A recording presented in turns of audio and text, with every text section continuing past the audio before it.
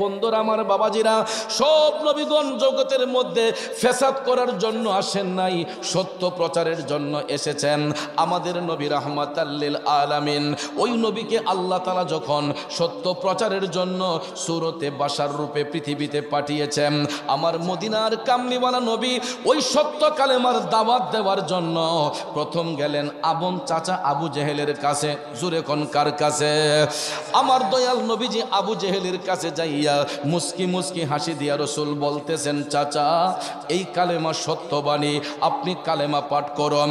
আবু জেহেল ডাক দিয়া কয়, বাতিজা তোমার এই কালেমা যে সত্যবাণী, এই সত্য কালেমার কি প্রমাণ তুমি দিতে পারবা? আমার নবী মুস্কি মুস্কি হাইসা বললেন, চাচা এই সত্য কালেমার কোন প্রমাণটা আপনার দরকার? কোন প্রমাণটা দিলে আপনি বিশ্বাস করবেন এই কালেমা সত্যবাণী?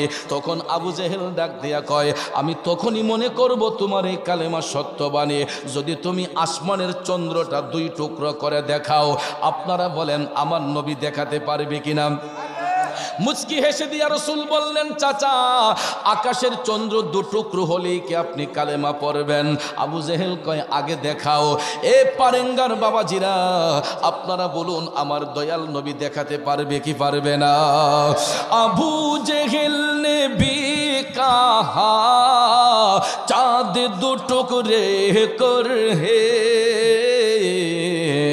वो भी करके दिखाया है, वो नबी हमारा है जिसका कोई सानी नहीं, वो नबी हमारा है। খারাপ লাগতেছে বাবাজিরা, জগতের বন্ধুরা রে, ও মুরব্বী বাবাজিরা গো, আমার সম্মানিত মা বোনরা যারা শুনছেন, আবু জেহেল প্রশ্ন করার সাথে সাথে আমার মদিনার কামলিওয়ালা নবী, মায়ার নবী, দয়ার নবী যে হাত মুবারক উঠাইয়া আকাশের চন্দ্রের দিকে ইশারা করতে দেরি হইল, আসমানের চাঁদ দু টুকরো হইতে দেরি করে নাই। সায়াতি শাজারু নাতাকাল হাজারু শাক্কাল কমারু বিইশারাতিহি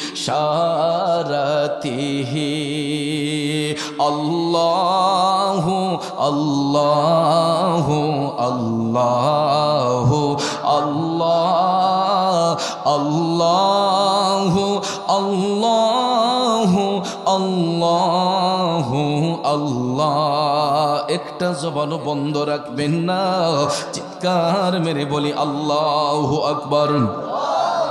আমার যুবক বন্ধুরা, ও মুরব্বী বাবাজিরা, আবু জেহেল প্রশ্ন করার সাথে সাথে রসুল আঙ্গুল মুবারক দিয়া চাঁদের দিকে ইশারা করতে দেরি হয়েছে, চাঁদ দু টুকরো হইতে দেরি করে নাই। আমার নবী তখন মুস্কি হেসে বললেন, চাচা দেখলেন তো আসমানের চন্দ্র দু টুকরো হয়েছে, এবার বলুন আপনি কালেমা পড়বেন নে? বেঈমান আবু জেহেল ডাক দিয়া কই, ভাতিজা আর কত জাদুগিরি করবা? আরো জোরে কন নাউজুবিল্লাহ, আরো জোরে কন নাউজুবিল্লাহ। এক যুবক বন্ধুরা, আবু জেহেলের চোখের সামনে আমার নবীজি জ্বলন্ত মুজেজা মুবারক দেখানোর পরেও বেঈমান আবু জেহেল আমার নবীরে বিশ্বাস করে না। কই আমার নবী বলে জাদুঘর, আপনারা কি বলেন আমার নবী জাদুঘর? বন্ধুরা আমার, বাবাজিরা, আবু জেহেল যখন রসুলকে জাদুকর বলল, আমার নবীর চোখের পানি মুবারক টপ টপ করে ঝরতে লাগলো। আর কেমনে চাচারে বুঝাইতাম যে এই কালেমা সত্যবাণী? এত জ্বলন্ত মুজেজা মুবারক দেখার পরও আমার চাচা আবু জেহেল বিশ্বাস করলো না। এই বলে দয়াল নবীজি টপ টপ করে চোখের পানি মুবারক ছেড়ে কান্না করতেছেন। আমার আল্লাহ কুদরতের নজর দিয়া তাকাইয়া দেখে গো, আবু জেহেল আমার নবীর অন্তর মুবারকে কষ্ট দিয়া দিছে। আল্লাহ রাব্বুল আলামিন ডাক দিয়া কই, ও জিবরাইল,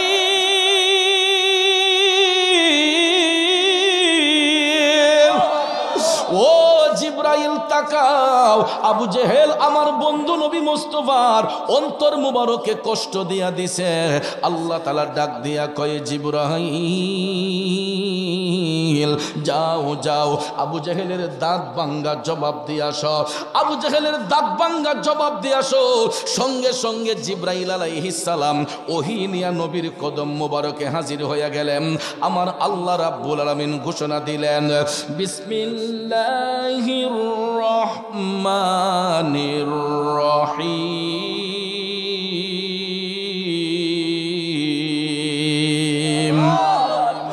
খাতামাল্লাহু আলা কুলুবিহিম ওয়া আলা সামইহিম ওয়া আলা আবসারিহিম গিশাওয়া। উচ্চস্বরে বলুন, ঘোষণা কার? আল্লাহ রাব্বুল আলামিন বলতেছেন, খাতামাল্লাহ, আমি আল্লাহ মোহর মেরে দিয়েছি, শিল মেরে দিয়েছি। শুধু আবু জেহেল নয়, কিয়ামত পর্যন্ত আবু জেহেল মার্কা যত মুনাফিক থাকবে, এই জন্য আল্লাহ কয় আলা কুলুবিহিম, সমস্ত মুনাফিকদের অন্তরে, ওয়া আলা সামিহিম, তাদের কর্ণসমূহের মধ্যে, ওয়া আলা আবসারিহিম গিশাওয়া, এবং তাদের দৃষ্টি শক্তির মধ্যে। এ বন্ধুরা, বাবাজিরা, আল্লাহ তাআলা কয় আবু জেহেল মার্কা মুনাফিক যারা হবে, এরা সত্য জিনিসটা চোখ দিয়া দেখবে, কান দিয়া শুনবে, এরপরেও অন্তর দিয়া এটা স্বীকার করবে না। এই কারণে আল্লাহ বলেন, ওয়ালাহুম আযাবুন আযীম।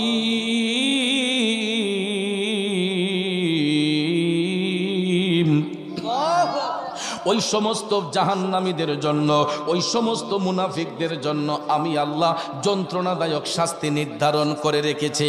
এখন আপনারা বলুন, আবু জেহেল মার্কা মুনাফিক এখন পর্যন্ত আছে না নাই? এরা অতীতেও ছিল, বর্তমানও আছে, ভবিষ্যতেও থাকবে। কথা কোন ঠিক কিনা? এটা আমার মুখের কথা নয়, আল্লাহর কোরআন সাক্ষী দিয়েছে। আমার আল্লাহ বলেছেন, আবু জেহেল মার্কা মুনাফিক যারা হবে, কিয়ামত পর্যন্ত যারা হবে, এরা সত্য জিনিসটা চোখ দিয়া দেখবে, কান দিয়া শুনবে, এরপরও অন্তর দিয়া এটা স্বীকার করবে না। এই কারণে আল্লাহ বলেন, ওয়ালাহুম আযাবুন আযীম, এদের জন্য আমি যন্ত্রণাদায়ক শাস্তি নির্ধারণ করে রেখেছে। এই জন্য আমার বাবাজিরা, বন্ধুরা, আপনারা বলুন, আবু জেহেল আমার নবী দেখার পর নবী চিনে নাই, না চিনার পরিণামটা ভালো হয়েছে না খারাপ হয়েছে? খারাপ। কেমন খারাপ হয়েছে? পৃথিবীর যত হাজী সাহেবগণ মক্কা শরীফ জিয়ারত করতে যান, আল্লাহ পাক 2017 সাল থেকে আমাকে নেওয়া শুরু করছিলেন, এখন পর্যন্ত আপনাদের দোয়ায় যাইতেছি। আমি বাস্তব চোখে দেখছি, হাজী সাহেবগণ বাইতুল্লাহ শরীফের তাওয়াফটা শেষ কইরা সাফা মারুয়াতে 7টা চক্কর দিয়া যখন বাইর হয়, নাকের আগার মধ্যেই পরে আবু জেহেলের বাড়ি। হাজী সাহেবরা সাফা মারুয়া থেকে বের হওয়ার সাথে সাথেই নাকের আঘাত আবু জেহেলের বাড়ি। আমার আল্লাহ কেমন সিস্টেম করে দিয়েছে দেখেন। হাজী সাহেবরা যে এই উমরা করতে যাইয়া বাইতুল্লাহ শরীফের তাওয়াফ করছে, একটা কষ্ট হয়েছে না? সাফা মারওয়া সাই করছে, একটা কষ্ট হয়েছে না? এরপরে হাজী সাহেবদের আরামের জন্য, যে তারা ক্লান্তি না হওয়ার জন্য, পেশাব পায়খানাটা ক্লিয়ার করার জন্য আবু জেহেলের বাড়ির মধ্যে শত শত হাম্মাম বানায় রাখা হয়েছে, টয়লেট বানায় রাখা হয়েছে। কথা কোন ঠিক না ঠিক? আমি দেখছি, আপনি গেছেন না? আমি দেখছি এই বয়সের বাবাজিরা, এরার ইস্তেঞ্জার প্রয়োজন হয় না, এরপরও যখন শুনে আবু জেহেলের বাড়ি, এখন কোথায় আমারে দেখতো। কথা কোন ঠিক না ঠিক? যার ইস্তেঞ্জার প্রয়োজন নাই, আমি দেখছি এবার গিয়া কোথায় হইল কুদ্দুর পেশাব পায়খানা কইরা আসে, যখন শুনি এটা আবু জেহেলের বাড়ি। কথা কোন ঠিক না ঠিক? আমারও এমন ইস্তেঞ্জার প্রয়োজন হয় নাই, এরপরে যখন শুনি আবু জেহেলের বাড়ি, কোথায় হইল একটু দিয়াই। কারণ বিয়াদবে রাসূল যারা, নবীর দেখা পাবে না, গোলামে রাসূল হইবে যারা, নবীজি তাদের ভুলবেন না। আওয়াজ করে বলুন ঠিক কিনা? এ পারেঙ্গা বাড়ির বাবাজিরা প্রশ্ন করতে পারেন, হুজুর সারা জীবন তো শুনলাম আশেকে রাসূল হইবে যারা, নবী তাদের বলবে না। আপনি তো বললেন গোলামে রাসূল হইবে যারা, রসুল তাদের বলবে না। হে আমার ভাইয়েরা, কারণ আশেকে রাসূল এটা সাধারণ কোনো উপাধি না। আমাদের মতো অযোগ্য ব্যক্তিদের নামের আগে আশেকে রাসূল কথাটা বেমানান।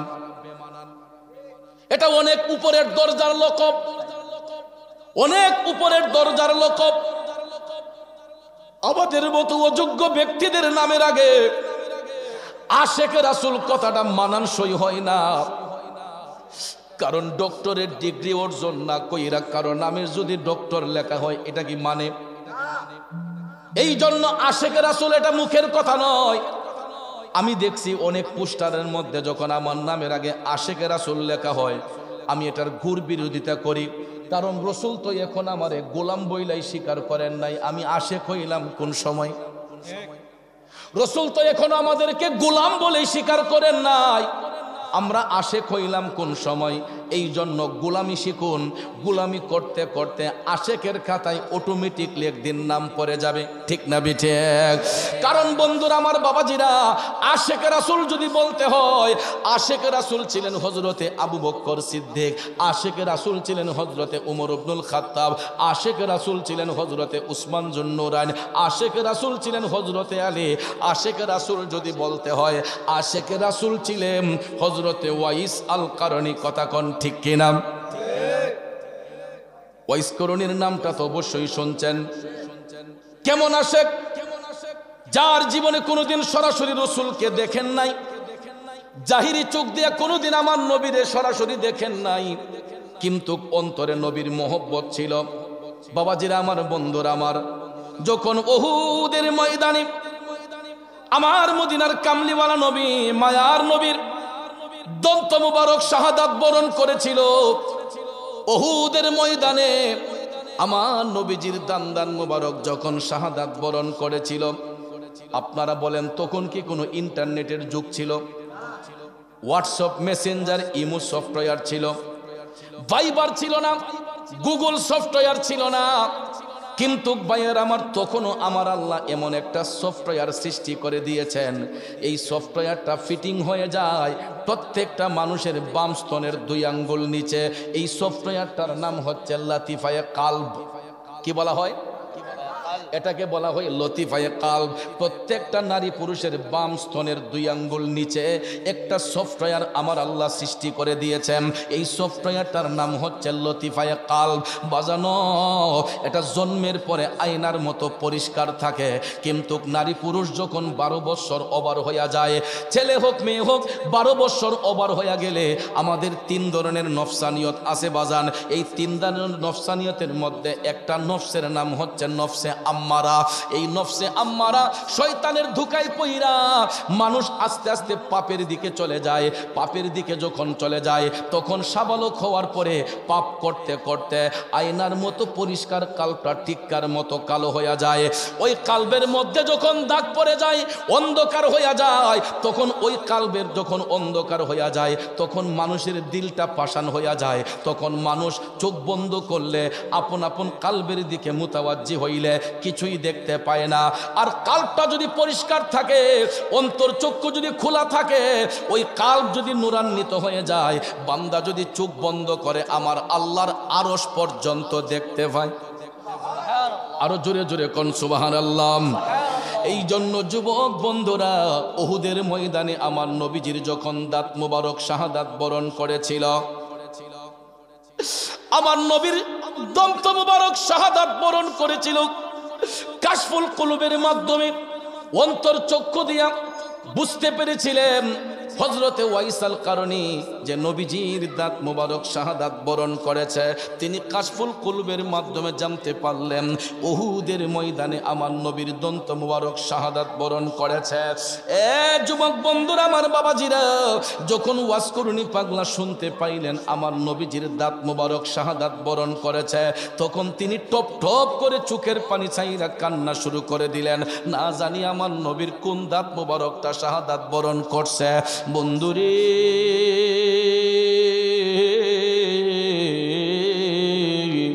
আমার নবীর কথা চিন্তা করে হযরতে ওয়াইস আল কারনী তিনি ভাবতেছেন কোন দাঁতটা জানি শহীদ হইল, উপর থেকে পড়ল নাকি নিচ থেকে পড়ল।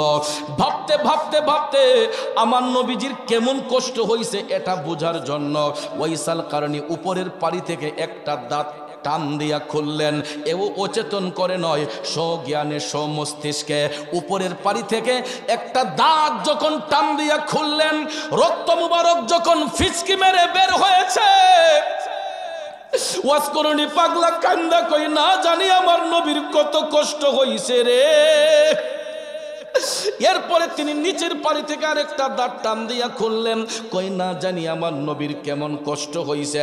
এই বলিয়া একটা একটা দাঁতের মধ্যে দইরা টানতে টানতে টানতে হযরতে ওয়াইসাল কারণী নিজের 32টা দাঁত মুবারক আমার জিন্দা নবীর জন্য কুরবান কইরা দিছে।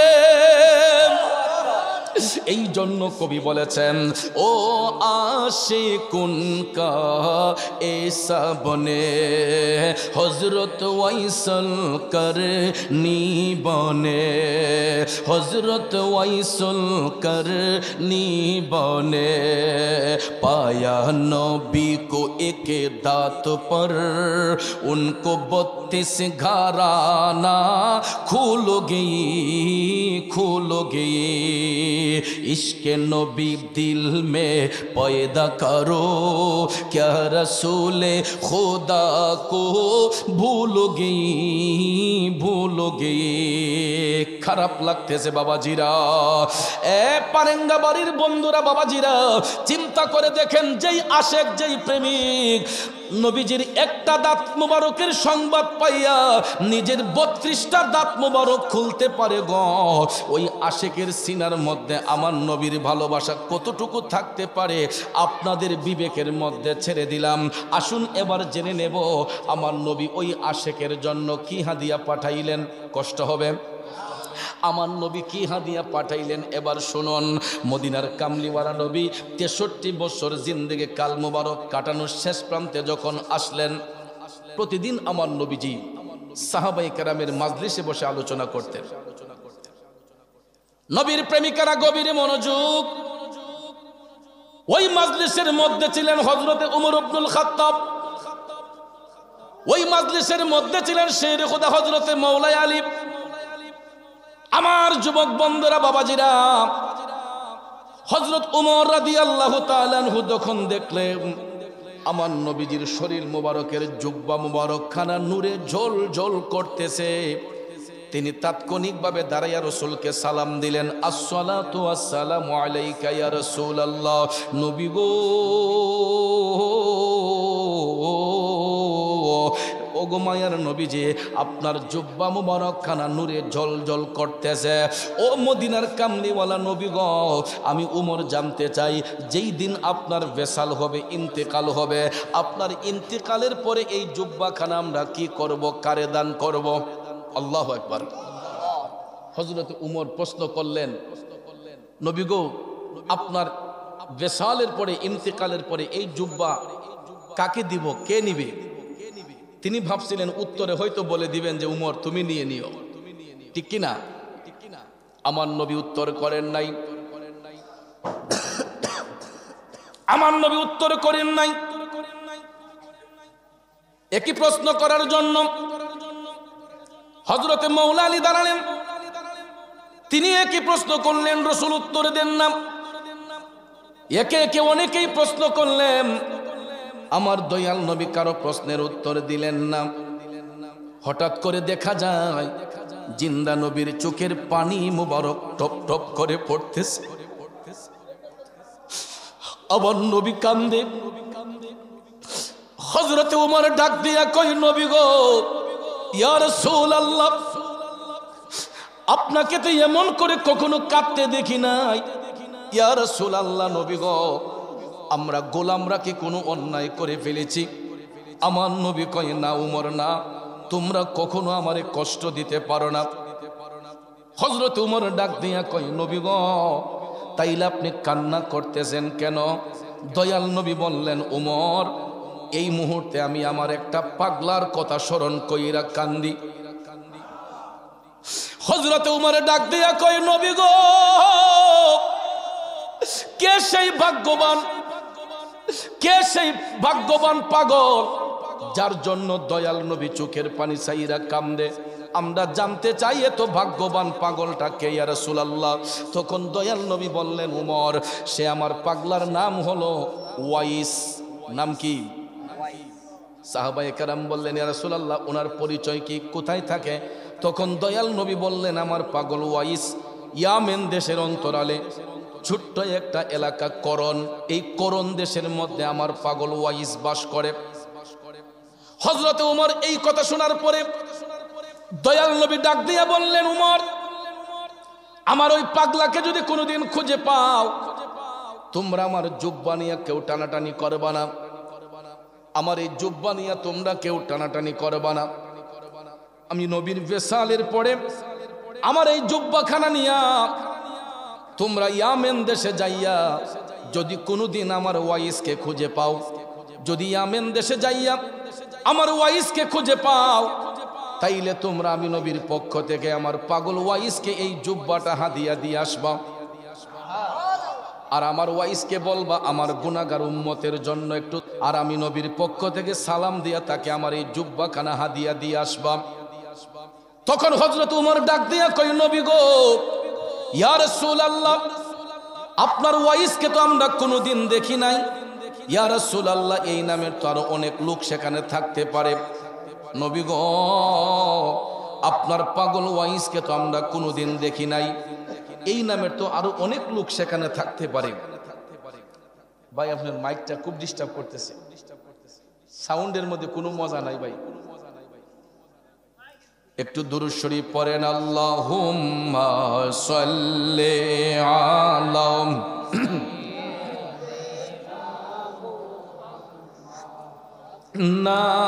নাবিয়ানা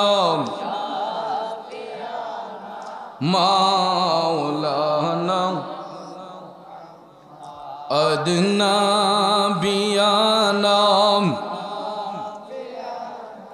মাওলানা মুহাম্মদ আল্লাহুম্মা দেনা মুহাম্মদ না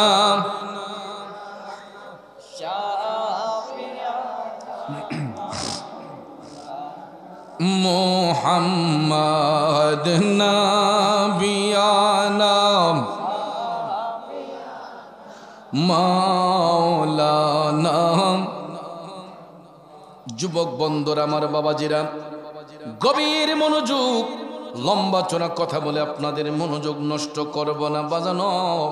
হযরতে উমর ডাক দিয়া কয়, নবী গো, আপনার পাগল ওয়াইসকে তো কোনোদিন দেখি নাই, এই নামের কাউকে তো আমরা কখনো ইতিপূর্বে দেখি নাই, চিনব কেমনে? এখন প্রশ্ন হলো, আমার নবীর সাথেও কখনো সরাসরি সাক্ষাৎ হয় নাই, ঠিক না বেঠিক? স্কুলের ভিতরে আল্লাহর রাস্তায় কথা বলবেন না। ওয়াইস আল কারনীর সাথে আমার নবীরও সরাসরি কোনোদিন দেখা সাক্ষাৎ হয় নাই। এমত অবস্থায় সাহাবায়ে কেরাম জানতে চাইলেন, ইয়া রাসূলুল্লাহ, আপনার পাগল ওয়াইসকে চিনব কেমনে? এখন আপনারা বলুন, আমার নবী চিনাইতে পারবেন কি পারবেন না? এই ক্ষমতা রসুলের আছে না নাই? বায়ার আমার, দেখেন আমার নবী কেমনে চিনাই। ডাক দিয়া মদিনার কামলিওয়ালা নবী বলেন, উমর, কোনদিন যদি আমার ওয়াইসকে খুঁজে পাও, এত সহজে সে তার নাম পরিচয় দিবে না, কিন্তু তোমরা দেখবা তার ডাইন হাতটা মুঠ করা থাকবে। হাতের মুঠটা যদি খুলতে পারো, তখন দেখবা তার হাতের মধ্যে সাদা একটা দাগ আছে। দেখেন আমার রসুল কখনো ফেস টু ফেস দেখেন নাই, এরপরও রসুল বলে দিচ্ছেন যে, উমর, আমার পাগল ওয়াইসকে খুঁজে পাইলে তার ডাইন হাতটা মুঠ করা থাকবে, হাতের মুঠটা যদি খুলতে পারো, তার হাতের মধ্যে সাদা একটা দাগ আছে, ওই দাগটা যদি খুঁজে পাও, বুঝবা সেই হলো আমার ওয়াইস।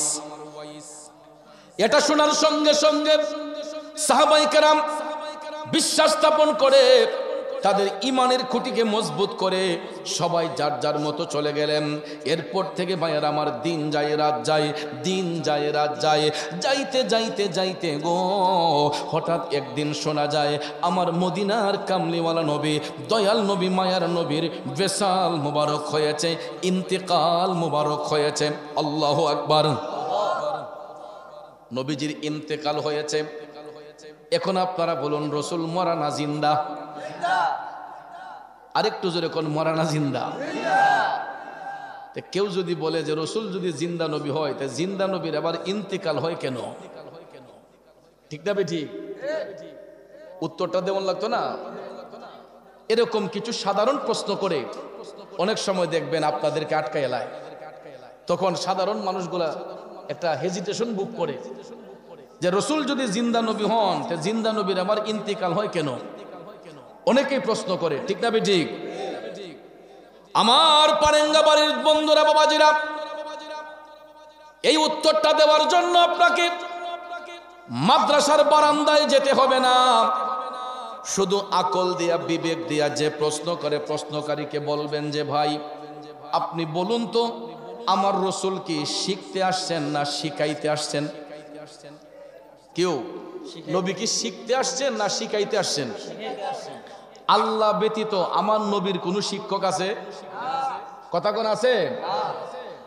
একমাত্র আল্লাহ ব্যতীত এই সৃষ্টি জগতে আমার নবীর কোন শিক্ষক, নবীজির শিক্ষক অনলি ওয়ান পারসন, তিনি হচ্ছেন রাব্বুল আলামিন। আর রাব্বুল আলামিনের একজন ছাত্র, স্পেশাল ছাত্র, উনি হচ্ছেন রাহমাতাল লিল আলামিন। চিন্তা করে দেখেন, আল্লাহর উপাধি হচ্ছে রাব্বুল আলামিন, নবীর উপাধি হচ্ছে রাহমাতাল লিল আলামিন। সুবহানাল্লাহ বলবেন না? একটু আগে আমার স্নেহের মৌলানা হাফেজ জামাল উদ্দিন বলে গেছে, আলাম হচ্ছে এক বচন, তার বহু বচন আলামিন। আলাম দ্বারা একটা জগৎরে বোঝানো হয়, আর আলামিন দ্বারা আল্লাহর কুল কায়নাতকে বোঝানো হয়। আল্লাহ হচ্ছেন রাব্বুল আলামিন, রসুল হচ্ছেন রাহমাতাল লিল আলামিন। এখানে সূক্ষ্ম জ্ঞানে একটু প্র্যাকটিক্যালি দেখবেন, রাব্বুল আলামিন লিখতে আরবি যতটা অক্ষর লাগে, রাহমাতাল লিল আলামিন লিখতে আরবি ততটা অক্ষর লাগে। লা ইলাহা ইল্লাল্লাহ কালেমা লিখতে আরবি যতটা অক্ষর লাগে, মুহাম্মদুর রাসূলুল্লাহ লিখতে আরবি ততটা অক্ষর লাগে। মক্কাতুল মুকাররমা লিখতে আরবি যতটা অক্ষর লাগে, মদিনাতুল মুনাওয়ারা লিখতে আরবি ততটা অক্ষর লাগে। বাজানো মসজিদ লিখতে যতটা অক্ষর লাগে, মাদ্রাসা লিখতে ততটা অক্ষর লাগে। তাইলে নামের সাথে নাম মিলাইয়া আপন হাবিবরে ইজ্জত দিছেন কে?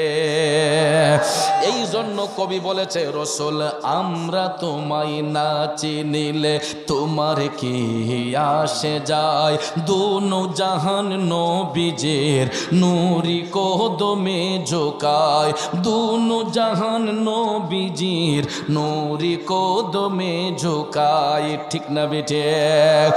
এ বন্ধুরা আমার, বাবাজিরা, আল্লাহ রাব্বুল আলামিন কয় হাবিব দুনিয়ার মোল্লা মুন্সি আপনার ইজ্জত দিলেই কি না দিলেই কি, আল্লাহ তাআলা বলতেছেন ওয়া রাফা'না লাকা যিকরাক। আল্লাহ কয় হাবিব আপনার ইজ্জত, আপনার প্রশংসা আমি আল্লাহ বাড়াইয়া দিছি। দুনিয়ার কোন মানুষ নবীর ইজ্জত বাড়াইবারও সাধ্য নাই, কমাইবারও সাধ্য নাই। নবীর ইজ্জত সম্মান বাড়াইয়া দিছেন কে? আমরা শুধু গোলামি করব, ঠিক কিনা কম? আসুন এবার মূল কথাই চলে যাই। রসুল যদি জিন্দা নবী হয়, জিন্দা নবীর আবার ইন্তেকাল হয় কেন? ভাইয়ার আমার, বন্ধুরা আমার নবী আসছেন আমাদেরকে শিক্ষা দেওয়ার জন্য যে কুল্লু নাফসিন যায়িকাতুল মাউত, প্রত্যেক আত্মাকেই মৃত্যুর স্বাদ গ্রহণ করতে হবে, ঠিক কিনা? এই জিনিসটা শিখাইবার জন্য, বুঝাইবার জন্য আমার নবীর ইন্তেকাল। এখন পার্থক্যটা কোথায়? পার্থক্যটা হলো, আমি আপনি যদি মারা যাই, মারা যাবার পরে আমাদের জানাজার নামাজ হয়। কথা কোন? পারেঙ্গাবাড়ি থেকে যদি কেউ মারা যায়, মাইকে এলান হবে অমুক পাড়ার অমুক ব্যক্তি ইন্তেকাল করছেন, আগামীকাল এতটার সময় মরহুম অথবা মরহুমার জানাজার নামাজ অনুষ্ঠিত হবে। উক্ত জানাজার নামাজে শরীক হওয়ার জন্য সকল ধর্মপ্রাণ মুসলমান ভাইদেরকে দাওয়াত করা হইল, ঠিক কিনা? তখন দেখবেন জানাজার মাঠে যাইয়া মৃত ব্যক্তিকে সামনে রাখিয়া একজন ইমাম সাহেবের ইমামতির মাধ্যমে মুক্তাদিদেরকে সাথে নিয়া জানাজার নামাজ আদায় করা হয়, ঠিক না বেঠিক? আমার প্রশ্ন হলো, রসুল যদি মরা নবী হইতেন, আমার নবীরও তো জানাজা হওয়ার কথা ছিল। কথা বলে, নীল আকাশের নিচে এমন কোন মায়ের সন্তান সহিহ সনদে একটা দলিল দিয়া যদি প্রমাণ করতে পারে নবীর ইন্তেকালের পরে জানাজা পড়াইছেন অমুক ইমাম সাহেব। আমি মুরাদ চৌধুরী চ্যালেঞ্জ করে বললাম, আমার সাথে তো ক্যাশ টাকা পয়সা নাই, কিন্তু আমার 20 লাখ টাকার একটা গাড়ি সাথে আছে বাজান। আমি আমার গাড়ি দিয়া চ্যালেঞ্জ করলাম, যদি একজন মৌলভী সাহেব একটা দলিল দিয়া প্রমাণ করতে পারে যে নবীর ইন্তেকালের পরে জানাজা পড়াইছেন অমুক ইমাম সাহেব, সুন্দর করে আমার গাড়ির চাবিটা সহ গাড়িটা তাকে দিয়ে চলে যাব। কারণ আমার চাবিও দিতে হবে না, গাড়িও দিতে হবে না, মৌলভী সাহেব একটা দলিলও দেখাইতে পারবে না। কথা কোন ঠিক না ঠিক? কারণ পৃথিবীর মধ্যে এমন কোন যোগ্যতা সম্পন্ন আলেম পয়দা হয় নাই আমার নবীর জানাজার নামাজের ইমামতি করবে। কেননা রসুল যখন মেরাজ শরীফে গেলেন, সমস্ত আম্বিয়া কেরামকে আমার আল্লাহ মসজিদুল আকসার মধ্যে হাজির করাইয়া আমার নবীকে ইমামুল আম্বিয়া লকব দান করা হয়েছে। ইমামুল মুরসালিন, সমস্ত আম্বিয়াদের ইমাম, আমার রাহমাতাল লিল। গভীর মনোযোগ আমার ভাইয়েরা, মদিনার কামলিওয়ালা নবীর জানাজার নামাজ পড়াইবার মতো যোগ্যতা পৃথিবীর মধ্যে কোনো ইমাম নাই। কারণ রসুল হচ্ছেন বেনজির বেমেসাল। আমার নবীর সঙ্গে সৃষ্টির কোনো বস্তুর তুলনা হয় না, হতে পারে। ওই নবীর ইন্তেকালটা আমাদেরকে শিক্ষা দেওয়ার জন্য যে আমরা দুনিয়াতে চিরস্থায়ী নয়, কারণ আমরা দুনিয়া ছেড়ে কবরে যাব। তাইলে কবরের নবী আছে না নাই? মিজানে নবী আছে না নাই? হাসরে নবী আছে না নাই? ফুলসিরাতে নবী আছে না নাই? সর্বজাগার মধ্যে আমার নবী আছে গো। এই জন্য আমরা নবীর গোলামি করি। আর আমি পাগলা বলে লোকে আমায় পাগল বলে, আমার দুঃখ লাগে না। আমাকে পাগল করেছে আরবের ওই মদিনা। ঠিক না ঠিক? লোকে আমায় পাগল বলে, আমার দুঃখ লাগে না। আমাকে পাগল করেছে আরবের ওই মদিনা। আমাকে পাগল করেছে আরবের ওই মদিনা। খারাপ লাগতেছে বাবাজিরা। আসুন মূল কথায় চলে যাই। আমার নবীর বিশাল মুবারকের পরে এখন তো নবীর জুব্বা কে নিব? আমার নবী তো ওসিয়ত করছেন, আমার পাগল ওয়াইসকে তোমরা হাদিয়া দিও। ঠিক না ঠিক? হযরতে উমর এবং হযরতে মৌলাই আলী, তারা দুইজন এই জুব্বা তাদের কাছে নিয়ে রওনা হইলেন ইয়ামেন দেশের উদ্দেশ্যে একটা সফরে। সুবহানাল্লাহ কোন। তারা সফরের উদ্দেশ্যে রওনা হলেন ইয়ামেন দেশের উদ্দেশ্যে। আর তাদের নিয়ত হলো, যেহেতু ইয়ামেন দেশে করণে ওয়াইসাল কারণী থাকে, কোনো এক সুযোগে তার সঙ্গে দেখাটা হইলে আমরা নবীজির ওসিয়তটা পালন করব। সুবহানাল্লাহ কোন। আমার বাবাজিরা, বন্ধুরা, ইয়ামেন দেশের মধ্যে হযরত উমর মৌলা আলীকে সাথে নিয়ে গেলেন। যাবার পরে তারা সফর করতেছেন। এরকম প্রতিদিন এক একটা মাজলিসের মধ্যে তারা আলোচনা করেন, তালিম প্রদান করেন। অনেকেই জিজ্ঞেস করছেন, কেউ লোকেশন জানে না। হঠাৎ একদিন ইয়ামেন দেশের একটা বড় মাজলিসে অনেক লোক সমাগম। তখন হযরতে উমর তিনি বললেন, আচ্ছা ভাইয়েরা, বলেন তো আপনাদের এই ইয়ামেন দেশে করণ দেশের কোন লোক এখানে আসছেননি? হযরতে উমর মাজলিসের ভাইদেরকে বললেন, ও মাজলিসের ভাইয়েরা, এখানে করণ দেশের কোন লোক আসেননি? হঠাৎ করে দেখা যায় কয়েকজন লোক হাত তুলছে, হুজুর আমরা করণ থেকে এখানে বাণিজ্য করতে আসছি। সত্যি সত্যি হযরতে উমর এত সুন্দর একটা শ্বাস নিঃশ্বাস নিলেন, অন্তরের মধ্যে একটা প্রশান্তি দেখতে পাইলেন, অন্তরের মধ্যে একটা শান্তি অনুভব করলেন। হযরতে উমর বললেন, ভাইয়েরা আপনারা আমাদের একটু নিকটে আসেন। এরা যখন নিকটে আসলো, হযরতে উমর ডাক দিয়ে বলেন, আচ্ছা ভাই বলেন তো, আপনাদের করণ দেশে ওয়াইস নামে কোনো লোক বাস করেনি? এরা কয়, না হুজুর, এই নামের তো কোনো লোক আমাদের সমাজে বাস করে না। হযরতে উমর বললেন, আচ্ছা এই নামের কাউকে চিনেননি আপনাদের এলাকায়? তখন লোকেরা কয়, হুজুর এই নামের একটা পাগলা আছে আমাদের এলাকার মধ্যে। ওয়াইস নামে একটা পাগলা আছে হুজুর, সে তো সমাজে বাস করে না, লোকালয়ের অন্তরালে। আমরা প্রায় সময় দেখি একটা গাইড কান্দের মধ্যে লইয়া আমাদের এলাকার একটা নির্জন জঙ্গল আছে, ওই জঙ্গলার ভিতরে আসা যাওয়া করে। টপ টপ করে চোখের পানি ছাইরা হযরত উমর কান্না শুরু করে দিলেন। ডাক দিয়া কই, ও মাজলিসের ভাইয়েরা রে, ওই পাগলার সন্ধানে আমরা এসেছি, একটু ওই পাগলটার কাছে আমাদেরকে একটু নিয়ে যাবেননি? ওই পাগলার কাছে আমাদেরকে একটু নিয়ে যাবেননি? লোকেরা ডাক দিয়া কই, হুজুর এত লোক থাকতে পাগলারে খোঁজেন কেন? আমাদের সমাজে এত লোক থাকতে পাগলারে খুঁজেন কেন? আসলে মুরব্বীরা কথা বলে, মানিকে মানিক চিনে, রতনে রতন, যে যারে চিনে সেই তারে কিনে। ঠিক কিনা কন? এই পারেঙ্গা বাড়ির মধ্যে গিয়া দেখেন এমনও পাগল আছে রে, আমাদের চোখের সামনে দিয়ে হেঁটে যাচ্ছে, দেখতে হয়তো আমাদের কাছে তার নোংরা মনে হয়, খারাপ মনে হয়, কিন্তু গিয়া দেখেন ওই পাগলটা আমাদের চোখে যারে পাগল মনে হয়, ওই পাগলাটা গিয়া দেখেন আমার মৌলার সঙ্গে এমন প্রেমের কালেকশন ফিট কইরা রাখছে, আমরা এই সুন্দর লেবাস পরে এটা করতে পারি নাই। ঠিক না ঠিক?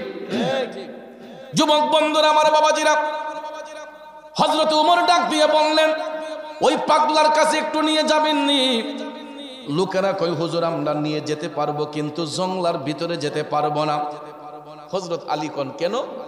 হুজুর জঙ্গলার ভিতরে তো হিংস্র প্রাণী থাকে, এই জন্য আমাদের এলাকার কোনো মানুষ ভয়ে এই জঙ্গলের ভিতরে ঢুকে না। তখন হযরত উমর বললেন, ঠিক আছে আমাদেরকে লোকেশনে নিয়ে যান, তাহলে চলবে। ঠিক আছে আমরা এতটুক পর্যন্ত করতে পারবো। সত্যি সত্যি পরের দিন তারা দুইজন রওনা হয়ে চলে গেলেন করণ দেশের উদ্দেশ্যে।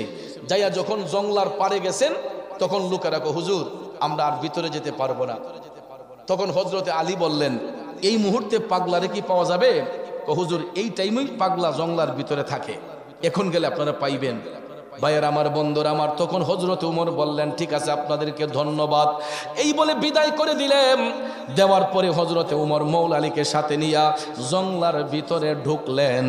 জঙ্গলার ভিতরে ঢুইকা দেখেন গো, হযরতে ওয়াইসাল কারণে কেবলামুখী হইয়া আমার আল্লাহকে নামাজের মাধ্যমে সিজদা করতেছে। নামাজ পড়রে গহীনে ডুবিয়া নামাজ পড়ো। ঠিক না বিটি?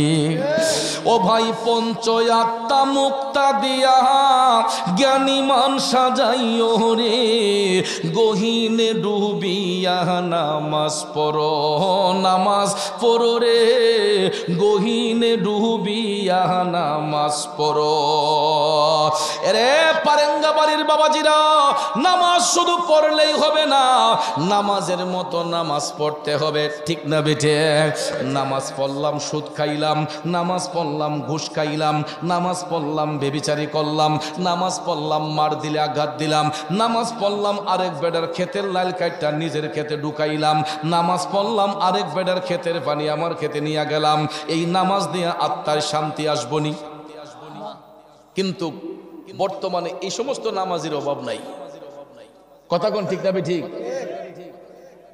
আমার আল্লাহ তাআলা কই, ইন্নাস সালাতা তানহা আনিল ফাহশাই ওয়াল মুনকার। নামাজ আল্লাহর বান্দাদেরকে অশ্লীল কাজ থেকে, বেহায়াপনা থেকে মুক্ত করে। কিন্তু বর্তমানে দেখা যায় কিছু কিছু নামাজিরা নামাজ পইরা গিয়া অশ্লীল কাজের মধ্যে আরো যুক্ত হয়। কথা কয় না?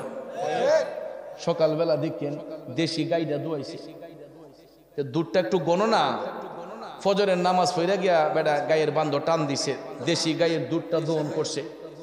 দুধটা যখন গণ, ঠাস কইরা আদাসের পানি মিশাই নিছে।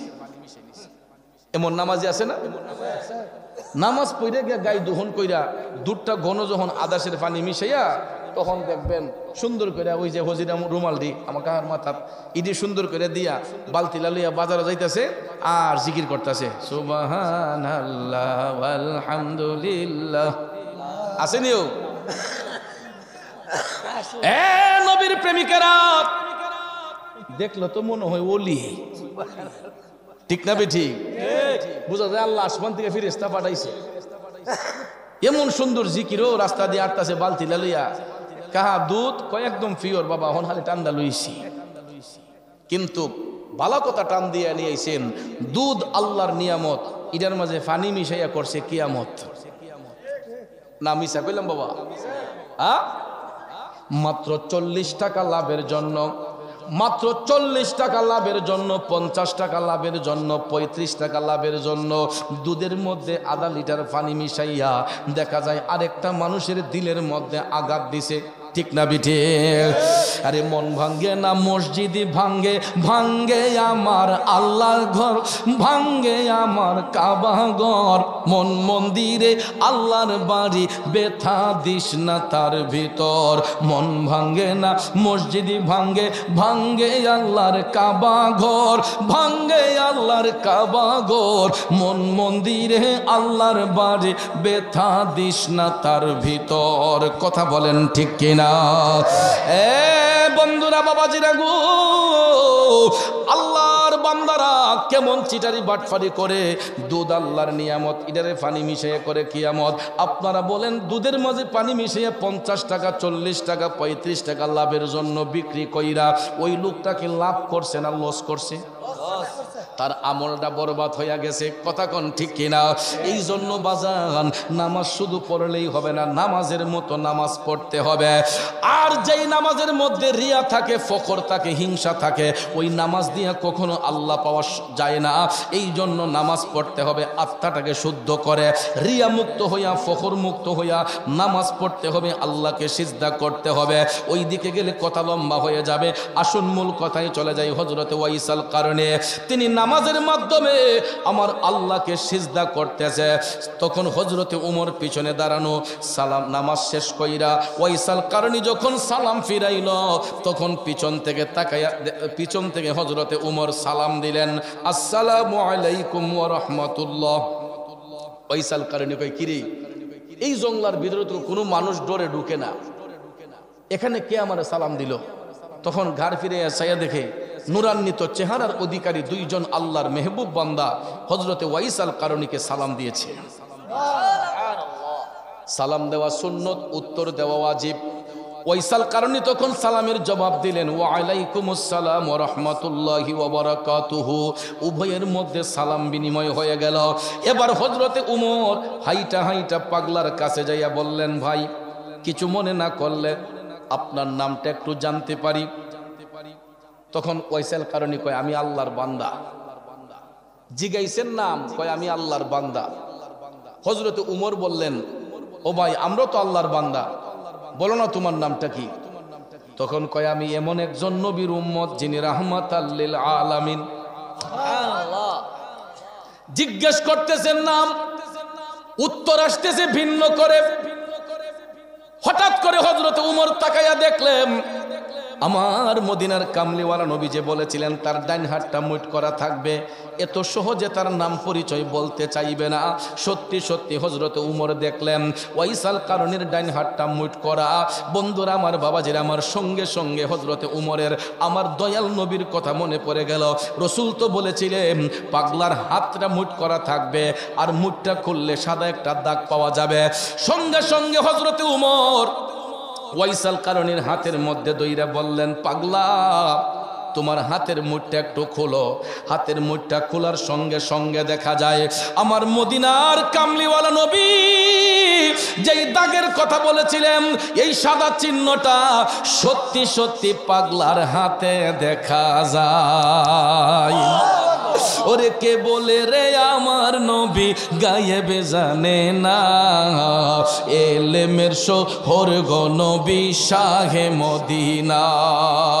কুরআন হাদিস পড়লেই শুধু আলেম তো হয় না, নবীর প্রেমে মজনু যারা তারাই মৌ।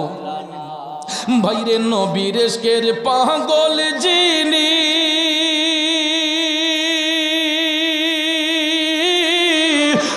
সিনায় লেমের খনি। ঠিক কিনা? নবীর ইশকের পাগল যিনি, তার সিনায় লেমের খনি। আরে ঘরে বসে দেখতে পারে সোনার মদিনা, এলেমের শহর গো নবী শাহে মদিনা, এলেমের শহর গো নবী শাহে মদিনা। একটা জবানও বন্ধ রাখবেন না গো, চিৎকার মেরে বলি আল্লাহু আকবার। আমার বাবাজিরা, নবীজির দেওয়া সাদা চিহ্নটা দেখার পরে হযরতে উমর হাতের মধ্যে ধইরা বললেন, পাগলা কেন এত লুকোচুরি করতেছ? জানোনি আমরা কোন জায়গা থেকে আসছি? আমরা মদিনা শরীফ থেকে দয়াল নবীর পক্ষ হতে তোমার তাল্লাশে এসেছি। তখন হযরতে উমর বললেন, হে ওয়াইস, তুমি রাসূলের সালাম গ্রহণ করো, নবী তোমাকে সালাম দিয়েছেন, নবীর সালাম গ্রহণ করো। আর পাগলা, নবী তোমাকে বলেছেন নবীর উম্মতের জন্য একটু দোয়া করার জন্য। পাগলা রে, তুমি এতই ভাগ্যবান, আমরা নবীর গোলামি কইরা যেটা অর্জন করতে পারি নাই, তুমি এই নির্জন জঙ্গলার মধ্যে থাইকা আমার নবীর গোলামি কইরা সেটা অর্জন করেছ। ওয়াইসাল কারণী কয়, কি সেটা? তখন হযরতে উমর নবীজির ব্যবহৃত জুব্বা মুবারক বের করে বললেন, পাগলা নেও, এটা নবীজির ব্যবহৃত জুব্বা মুবারক, নবীজি এটা তোমার জন্য হাদিয়া রেখেছেন। আপনারা বলুন, পৃথিবীর মধ্যে এর চাইতে উত্তম প্রেজেন্টেশন আর কিছু হইতে পারে? ওয়াইসাল কারণী আমার নবীর গোলামি কইরা কি লাভ করলো রে? নবীজির জুব্বা মুবারক পাইয়া এটা বুকের মধ্যে জড়াইয়া ধইরা টপ টপ করে চোখের পানি চাইরা কান্না করতেছে। হযরতে আলী ডাক দিয়া কয়, পাগলা আজকে তো তোমার কান্নার দিন নয়, আজকে তোমার খুশির দিন, ঈদের দিন। তুমি নবীর দেওয়া জুব্বা মুবারক পাইছো, তুমি কাঁদতেছো কেন? আজকে তো তোমার খুশির দিন, ঠিক না বেঠিক? আসলেই তো ভাইয়েরা আমার, আজকে হযরতে ওয়াইসাল কারণীর খুশির দিন। একটা কথা শুনুন, কান্না দুই ধরনের, একটা হলো কষ্টের কান্না, আরেকটা হইল আনন্দের কান্না। সব কান্না বেদনার নয়, কিছু কিছু কান্না আনন্দের কান্না হয়, ঠিক না ঠিক? আমাদের ছেলেমেয়েরা দেখবেন ভালো পড়াশোনা করলে যখন এ প্লাস পায়, গোল্ডেন পায়, তখন দেখবেন মা বাপের সামনে আইসা যখন কয়, আব্বা আমি এ প্লাস পাইছি, গোল্ডেন পাইছি, তখন দেখবেন মনের খুশিতে মা বাবার চোখ দিয়া পানি চলে আসে। বেশি খুশি যখন মানুষ হয়, বেশি আনন্দিত হলে দেখবেন মানুষের চোখ দিয়া এটা খুশির চোখ, খুশির পানি, আনন্দের পানি চলে আসে। কথা কোন ঠিক না ঠিক? ওয়াইসাল কারণী নবীর গোলামি কইরা আমার নবীর কাছ থেকে এই পুরস্কার পাইলেন। পৃথিবীতে এর চাইতে উত্তম পুরস্কার আর কিছু হতে পারে? হযরতে উমর ডাক দিয়া কয়, পাগলা নবীজি এই জুব্বা মুবারক পরার পরে আজও পর্যন্ত এই জুব্বাখানা কারো গায়ে জড়ানো হয় নাই। এ ওয়াজ করুনি, তুমি নবীর দেওয়া জুব্বা মুবারকটা গায়ে দিয়ে আমাদেরকে একটু দেখাও, আমরা দেখতে চাই নবীজির দেওয়া জুব্বা মুবারকে তোমারে দেখতে কেমন মানায়। হযরতে ওয়াইসাল কারণী ডাক দেয়া কয়, হুজুর ঠিক আছে, জুব্বা যদি পড়তে হয় আমার একটু সময় দেন, আপনারা একটু অপেক্ষা করেন, আমি জঙ্গলার ভিতর থেকে গিয়া জুব্বাটা পরে আসি। তো হযরত উমর ভাবলেন একটা কাপড় চেঞ্জ করতে আর কয় মিনিট বা সময় লাগে? বললেন ঠিক আছে, আমরা অপেক্ষা করতেছি, তুমি জুব্বাটা পরে আসো। সুবহানাল্লাহ কোন কষ্ট হইতেছে? নবীজির দেওয়া জুব্বা মুবারক আপনারা বললাম ইয়া বইলে তো সুন্দর লাগে, ঠিক না? মাহফিলের বর্তমানে সুতা তিন ধরনের হয়, তিন কোয়ালিটির সুতা আমার থিওরি দিয়ে আমি দেখছি। এক কোয়ালিটির সুতা হইল গিয়া এরা সন্ধ্যার ফর্তি কই খাইয়াটা এসে আইফোনে আইয়া হুজুর আর ওয়াজ শেষ পর্যন্ত শুন না, এরপরে বাড়ি যায়। আর আরেক কোয়ালিটির সুতা আছে হেন, এরা ইয়া সুর বিচারে কোন হুজুরে সুরটা বালা, যদি বালা হয় তো গিয়া দুই একটা কথা শুনে, আর নাইলে শাস্ত্র লগিয়া ফান টান চাবাই এমদে এমদা ঘুরে। আর আরেক কোয়ালিটির সুতা হইল এটি তাবারুক ফাটি, ইডি গিয়া দেখেন ওই রাস্তার মোড়ে ছক্কা মারতেছে, এরপরে বাইয়াফসারি করতেছে, ঠেলাঠেলি করতেছে। যখন খালি ইয়া নবী কইয়া দাঁড়াই যাবো, তখন দেখবেন এই সুতারা সবাই কেজ্জা কেজ্জা সব মাহফিলের সামনে। একটু পরে দেখবেন প্যান্ডেলের ভিতরে জায়গা হইতো না। না মিশা কইলাম? কারণ এই ফাটিটা কইলাম এখন আইসে না। আপনারা মনে করেন না যে মাহফিলের লোক কম, মাহফিলের লোক প্রচুর। একটু পরেই দেখবেন পুরা প্যান্ডেল কানায় কানায় ভরপুর। এরপরও খুশি কেন জানেন? আমার গাউসে পাক বলছেন, মিলাদ মাহফিল সে যদি তাবারুক বন্টন হয়, তাবারক ফাটি যেগুলা এরা যে তাবারক খাইতে আসে এটাও বরকত। গাউসে পাক বলছেন মিলাদ মাহফিল শেষে তাবারক বন্টন হয়, এটা 41টা রোগের ঔষধ হয়। কয়টা রোগের ঔষধ? এই খাওয়ার উসিলায় আল্লাহ পাগলারে হেদায়েত করতে পারে। ঠিক না ঠিক?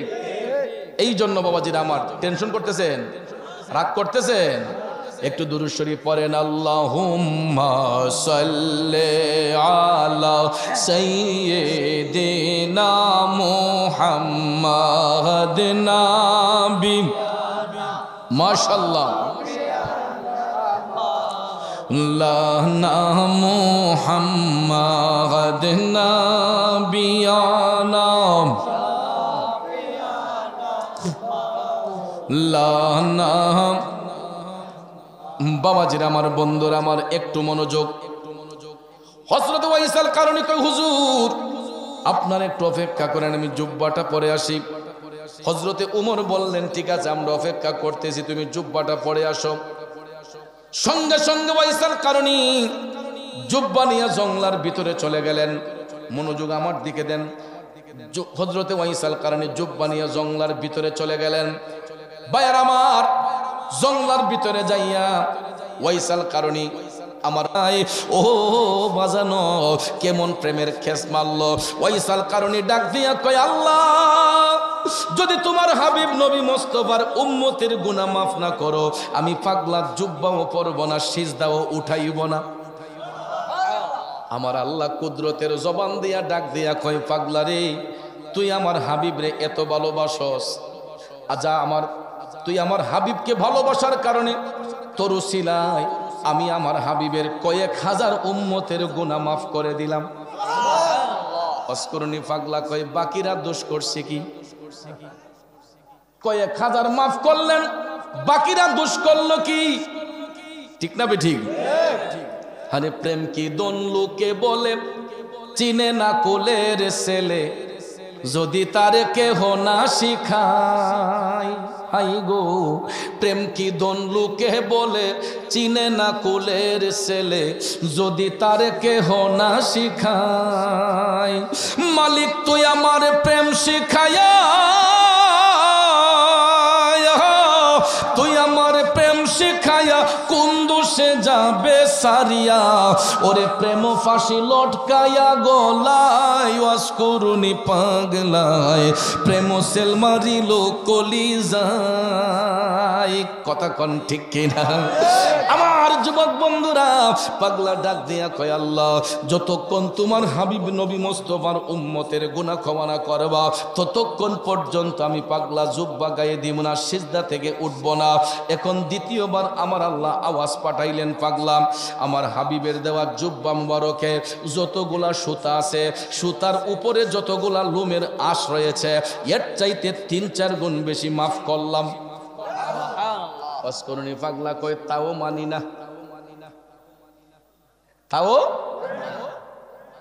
আল্লাহ যদি সমস্ত নবীর উম্মতের গুনাহ মাফ না করো, ততক্ষণ পর্যন্ত আমি পাগলা সিজদাও উঠাইব না, আমি এই জুব্বাও গায়ে দিব না, সিজদা থেকে উঠব না।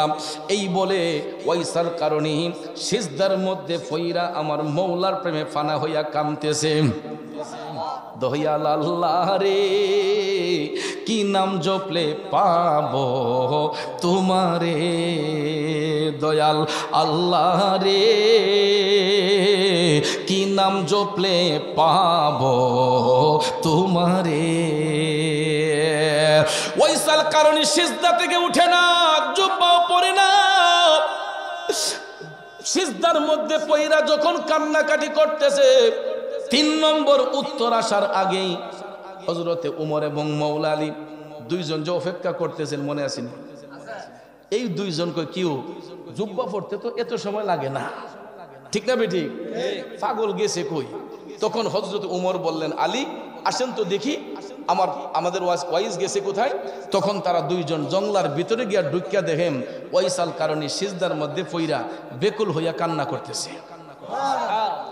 তখন হযরতে উমর গিয়া ডাক দিলেন, ওয়াজ করুনি, এ ওয়াজ করুনি, এখনো কি জুব্বা পরার টাইম হয় নাই?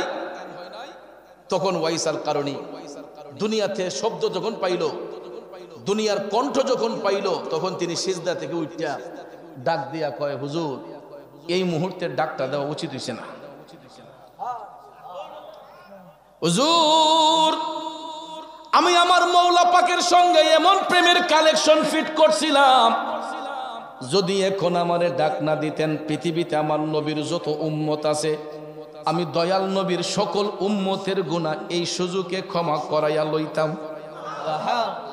কিন্তু ভাইয়ার আমার এটা কি সম্ভব? এটা সম্ভব না। আমার আল্লাহ যদি একসাথে সবাইরে মাফ কইরা দেয় তাইলে আমার মৌলা পাকের তিনটা সিফতি নাম বাদ পড়ে যায়। একটা হলো রহমান, একটা হলো রাহিম, একটা হলো গাফফার। যেই তিনটা নামের গুণে আল্লাহ বান্দারে রহম করে, দয়া করে, ক্ষমা করে। ঠিক না ঠিক? এই ডাকের মধ্যে হাকিকত হলো হযরত উমরকে গিয়ে ডাক দিলেন, ডাক না দিয়ে উপায় ছিল না, কারণ এই ডাকের হাকিকত হলো আল্লাহ তাআলা যদি সবাইরে মাফ কইরা দেয় আমার মৌলার তিনটা সিফতি নাম বাদ পড়ে যাবে। একটা হলো রহমান, একটা হলো রাহিম, একটা হলো গাফফার। এই তিনটা নামের গুণে আল্লাহ বান্দারে রহম করে, দয়া করে, ক্ষমা করে।